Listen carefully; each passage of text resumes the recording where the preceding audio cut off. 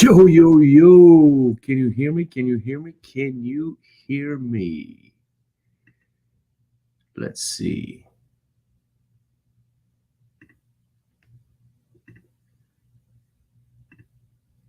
If you can hear me, please say yes. I forgot to set up my microphone. But good morning, everyone. Welcome to the show, the Professional Problem Solver Show. Can you hear me? I need to see it in the comments, please.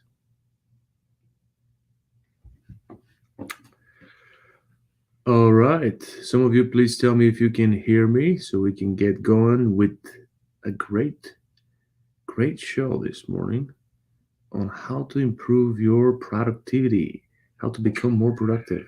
Nobody wants to comment. I think that you can easily hear me at this point. I checked myself. Thank you so much for having my back. Hey, good morning, everyone. Today we're going to talk about how to improve your productivity, how to increase your productivity. With COVID, a lot of things changed. One of my favorite people in the world who's no longer with us, Mr. Zig Ziglar, used to say that 21 days are enough for you to develop a new habit, a new positive habit. The same way, I think, counterintuitive, a lot of people lost a lot of good habits during the quarantine. Remember, we were locked in for over 30 days, some places for over 60 days. And we are like 5 months into semi-open economy, and a lot of people have been outside of the working force. A lot of people are making more money than they've ever made with government stimulus, and those people, to me, have probably lost a lot of their good habits. I can tell you without any fear of contradiction that it will be hard for a lot of people who have been outside of the working force to get back in, not because of lack of opportunities, but because of lack of good habits. So, today I wanted to talk to you about how to increase your productivity, how to become more productive. A lot of people have problems with that. And most people don't really set goals, don't really manage their time properly, and they kind of wing it. They wake up 10 minutes before they're supposed to leave for work, and they dress up on their way to work. And once when they get to work, they're still sleeping. So then they go through the rituals and they get coffee, breakfast, settle in, and all that jazz. So, what my point here is, I want to give you a few tips, 5 tips on how to become more productive, things that probably you've never heard before, or if you have, let's discuss them, right? So, the first thing we need to get out of the way is that everyone wants more time. Everybody says, I don't have any time. Um, I don't have enough time. So, I want you to make one little change with I don't have time. Instead of I don't have time, I want you to start saying it wasn't important or it's not important. So when you say, when somebody asks you, did you work out or did you do this? Instead of saying, oh, I didn't have time, I want you to say it wasn't important, because whether we believe in that or we don't, subconsciously we spend our time for things that we prioritize the highest, and sometimes we're not proud of what we prioritize the highest and what's on the top of our priority list, but that's where we spend the most time. So when we change our priorities, when we change our priority list, a lot of times we change our activities and where we spend our time. If we know our priorities and we know where we should be or could be spending our time mostly, and we don't do it, then there's another issue there. There's something stopping us from doing it. So we need to figure out what that is. So everyone wants more time. Instead of saying I don't have time, say it's not important, or it wasn't important, or it wouldn't be important, because that's what I don't have time really means. So If you say I don't have time, it sounds like you have a legitimate excuse. But everyone has 24 hours, and there's so many people who are achieving way more things than the average human being in 24 hours. So there's a way to do it, and we just need to figure out how. Okay. So one of the things about time is, there are several ways to get more productive, but one of the things that really made a big difference for me was, I the first thing that I did was I ditched the to-do lists. So I used to have this big list of things I need to do. So I would write down, okay, today I'm going to do these 12 things, and if I don't do them, I will feel guilty, and that's what happens, right? So to-do lists to me give you a full sense of productivity, even if you scratch them. And in my life, I have never finished a to-do list, so I always put more things that I can handle. I always probably finish about 30% of the to-do list, and I feel like a loser because I didn't finish the whole list. So I'm not a huge fan of to-do lists. And instead of to-do lists, what I would like to suggest to you is to get those tasks that you wrote down on the to-do list, prioritize them, figure out which ones are the top three, which ones are the top three must do tasks, top three must do tasks, and then schedule those top three must do tasks for today in your calendar. So instead of doing it on a blank sheet of paper and just writing down random things you need to do, or a never ending list of things you need to do, schedule them in your calendar. Now, when you schedule them in your calendar, you're going to notice few tools that the calendar offers you. And by the way, I'm a huge fan of Google Calendar because it syncs with your Gmail and it gives you the notifications, and it just makes things so much easier, right? So one of the things that you'll notice on the calendar, some of the tools that the calendar offers is, you can set it up as a reminder. You can set it up as a recurring event. You could give yourself traveling time, which a lot of times we don't consider. So you could really give an honest estimate of how long this task is going to take you. If you're going to work out from 3 to 2, from 3 to 4, and the gym is 15 minutes away, you got to consider that travel time. You got to consider the time you're going to get ready. You got to consider time afterwards. So now it's not a 1 hour workout. It's not a 45-minute workout, but it's actually 2 hours of your time by the time you get to the gym, take a shower, and all that. So when you understand how much time is really involved for each task, you'll be able to manage your time better. You'll be able to become more efficient. I'll give you an example. So the gym was that I was using before was 15 minutes away from my house. So it was inconvenient for me because I would lose this 30 minutes of driving every day, and it would bother me. So now I work out in my office and I save a lot of time. We have gym in the office, which is awesome, and I save a ton of time because of that. So when you start thinking efficiently, um, because you're considering the time involving for preparation, or after the task, it's so much easier. So instead of doing to-do lists, not knowing when you're going to start and when you're going to finish, and just focusing on things that may not be the most productive on that day, I would suggest to you to prioritize and really put those things in the calendar. Also, put the rest time, the time with family, the time for fun in your calendar. Schedule that as well. Schedule the good times with your significant other, the date nights, and um, the one-on-ones with your kids. Schedule those things in your calendar as well, and commit to those things.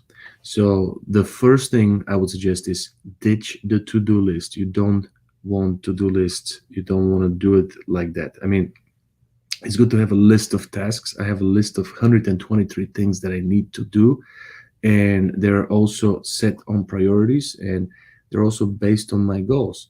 But I'll explain that a little bit later. The second thing, I feel that is not necessary to be productive, and almost almost gives you a um, false need is motivation. A lot of people are focused on motivation, and they use that as an excuse. Like, I didn't feel like doing it. I wasn't motivated to do it. And a lot of times we're doing a good job of creating that to do list. We're doing a good job of scheduling that to do list in our calendar. So now we prioritize everything, and we set specific time and day to execute on that, but we still don't do it. What is the reason for that? Because we don't feel motivated. And I gotta tell you, motivation is something temporary. It's works as ignition. It's not what is going to get the job done.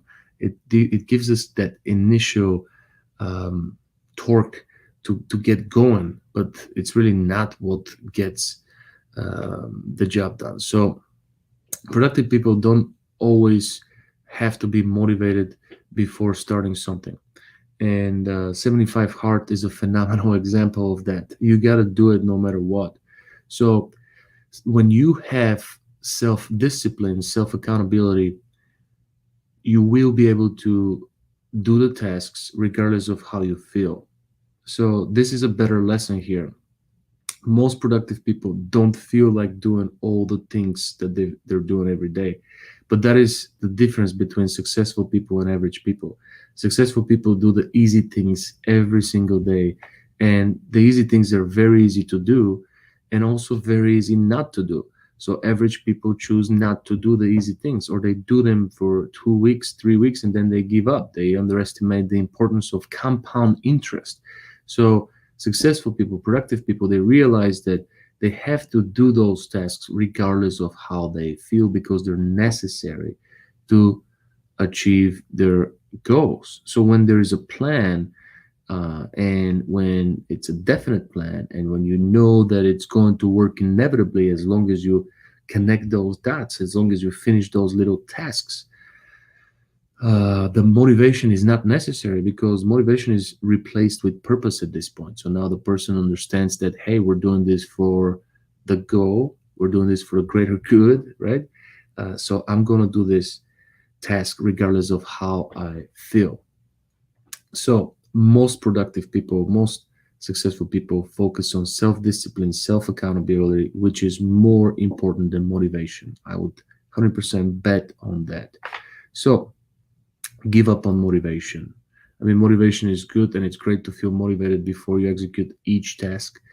When you execute each task with enthusiasm, probably would be you'll see much better results, but motivation is not necessary for you to be productive. The third tip that I want to share with you is to master your mornings. Everything depends on your morning. Your entire day depends on your morning. So your first hour is your power hour, and your last hour before you go to bed is your second power hour. So it's extremely important how you spend the first hour when you wake up, because this is the best and the most quality time you are going to get of your day. So this is when your brain is the sharpest. This is when you can learn the fastest. This is when you could excel physically. It's when you are at your very best. So how do you spend your first hour? For me, I can share my routine real quick with you, but I do 5 or 6 things every single day. The very first thing that I do is I wake up and I read the Bible. I usually read about 10 pages. So after I do that, I give I give courage to 5 random people, and I try to lift them up with a text message or Facebook message or LinkedIn message. But I find 5 people and I just encourage them. After that, I meditate, and I write down 5 to 10 things that I'm very grateful for. So I meditate on each one for about 3 4 minutes to really experience the gratitude. After that, I work out for about 45 minutes to an hour, and I work out so hard in the morning. I try to be exhausted, so I could meditate for about 10 15 minutes right after the workout. And after I'm done with that, I take a shower, I write my goals, and I go to work after I write my goals. So that's my morning 5 or 6, and I do this every morning. It's my morning routine, and it really helps me to put me in the right perspective. I don't touch social media until I finish all of my tasks. And when you master your morning, you will you will have a much easier, much better day, because you've accomplished so many things in such a short period of time. Early on in the day, you already feel like a successful person by noon. So one of the people that I follow closely is Tim Ferriss. He says, focus on being productive instead of being busy. There's a huge difference between being productive and being busy. And being busy sometimes gives you a false feeling of being productive. Number four is schedule according to your energy. I don't believe in time management, I believe in energy management. We all know when, at what point of the day, we have the most energy and we are the best version of ourselves. So if that's the morning for you, or if that's the evening for you, or the afternoon at specific time, that's when you need to schedule the most important tasks. So manage your energy. Don't manage your time. A lot of the times your energy would depend on who you interact with.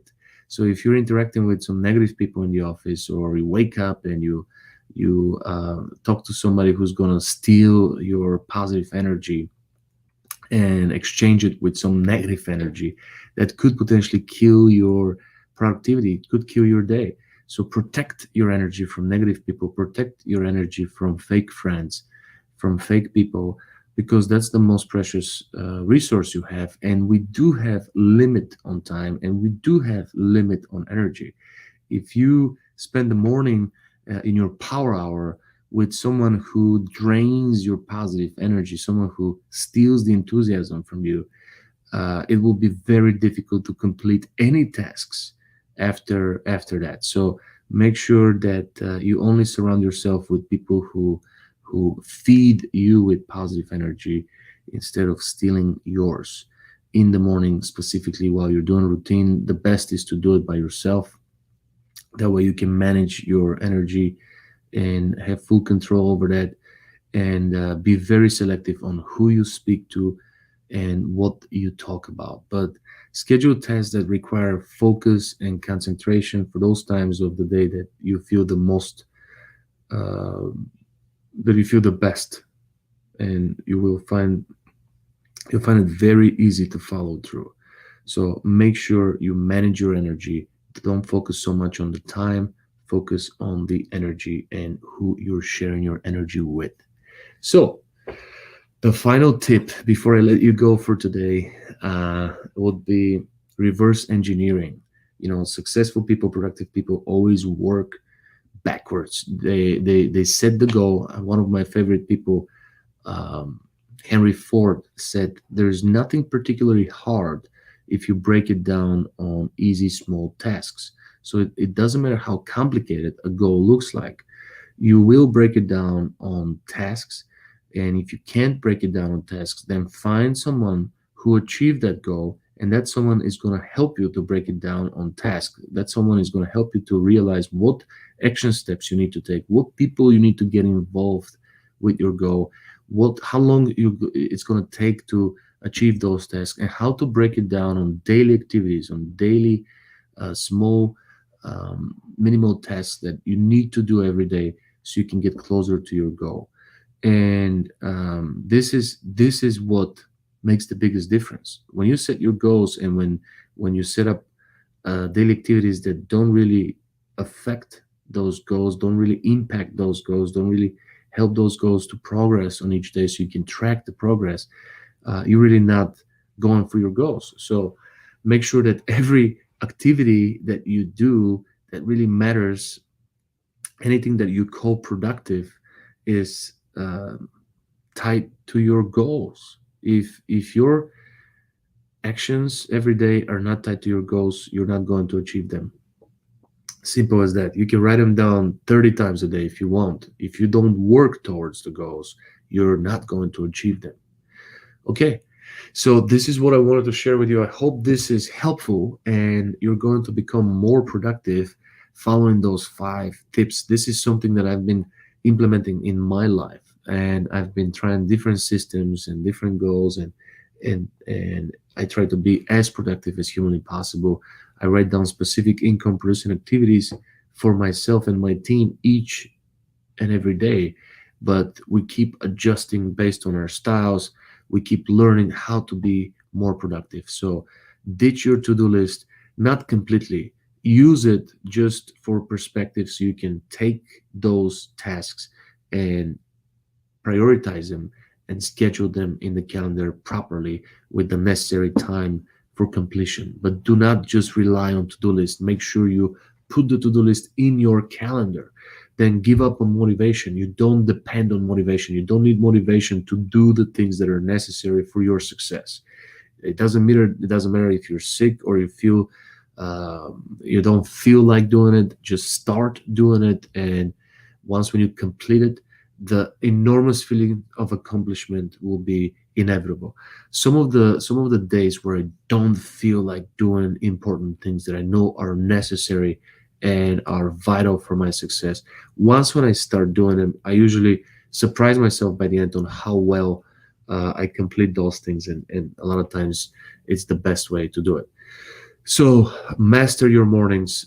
Focus on your routine. What is your morning routine? If you don't have one, make sure you are honest with yourself and you write down the exact things you're doing in the first couple hours of your day.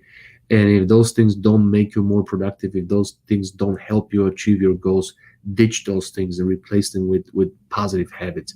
Number 4 was to focus on your energy, protect your energy from negative energy vampires, and make sure that you schedule those important tasks at the time where you are the best version of you, at what time you are at your finest.